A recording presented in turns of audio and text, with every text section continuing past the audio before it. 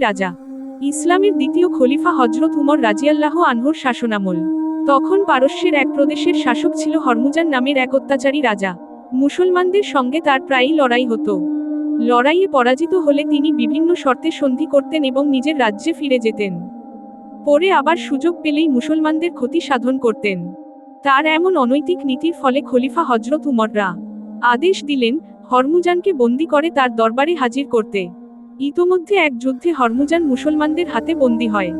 খলিফার হুকুম মতে তাকে বন্দী অবস্থায় খলিফার দরবারে হাজির করা হয়।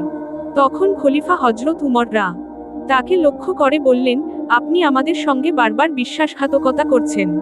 আপনার বিশ্বাসঘাতকতার কারণে আমাদের বারবার যুদ্ধ বিগ্রহে জড়িয়ে পড়তে হচ্ছে। ফলে অসংখ্য মুসলিম সৈন্যকে অযথা প্রাণ দিতে হচ্ছে। তাদের অর্থ সম্পদ নষ্ট হচ্ছে। আপনি অনেকের ঘর বাড়ি আপনি ধ্বংস করেছেন। নিরীহ অনেক লোকের ওপর অন্যায়ভাবে অত্যাচার চালিয়েছেন। আপনাকে আর সুযোগ দেওয়া যায় না। আপনার একমাত্র শাস্তি হলো মৃত্যুদণ্ড। মৃত্যুদণ্ড কার্যকর করার পূর্বে আপনার কোনো কথা থাকলে বলতে পারেন। হরমুজান ছিল খুব সূক্ষ্ম ও কূটবুদ্ধিসম্পন্ন লোক।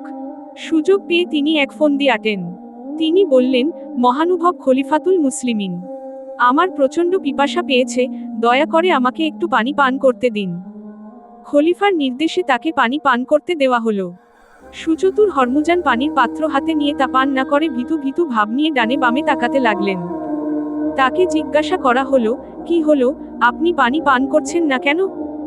প্রশ্ন শুনে হরমুজান জবাব দিল, আমিরুল মুমিনিন, আমার ভয় হচ্ছে যে পানিটুকু পান করার আগেই আমাকে হত্যা করা হবে। তার কথার প্রেক্ষিতে হযরত উমররা বললেন, আপনি নির্ভয়ে পানি পান করুন। হাতের পানি পান করার পূর্বে আপনাকে হত্যা করা হবে না, এ ব্যাপারে আপনাকে আমি নিশ্চয়তা দিলাম। হরমুজান আমিরুল মুমিনিনের এ কথা শেষ হওয়ার সঙ্গে সঙ্গে হাতে থাকা পানির পাত্রটি মাটিতে ছুঁড়ে ফেলে দিয়ে বললেন, মহামান্য খলিফা, আপনি বলেছেন হাতের পানিটুকু পান করার আগে আমাকে হত্যা করবেন না। আমি পানি ফেলে দিয়েছি, সে পানি আর পান করব না।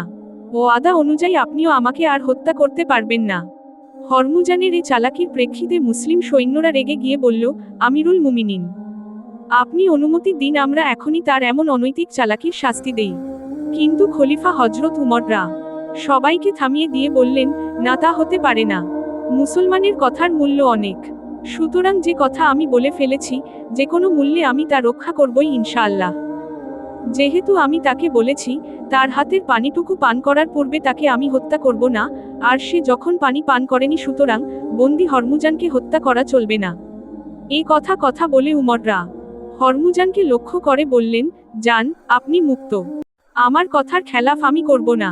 সুবহানাল্লাহ, কথার কি মূল্য! ওয়াদা পালনের কি অপূর্ব নজির!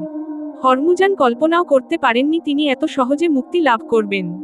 রাসূলের প্রিয় সহচর হযরত উমরের মহানুভবতা দেখে তিনি দারুণভাবে প্রভাবিত হলেন।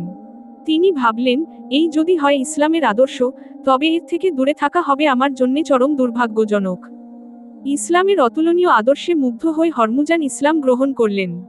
এভাবেই যুগে যুগে ইসলামের অতুলনীয় আদর্শে মুগ্ধ হয়ে অসংখ্য মানুষ ইসলামের সুশীতল ছায়ায় আশ্রয় গ্রহণ করেছেন। বিশ্বব্যাপী ইসলাম ছড়িয়েছে আপন মহিমায়, শক্তির জোরে নয়।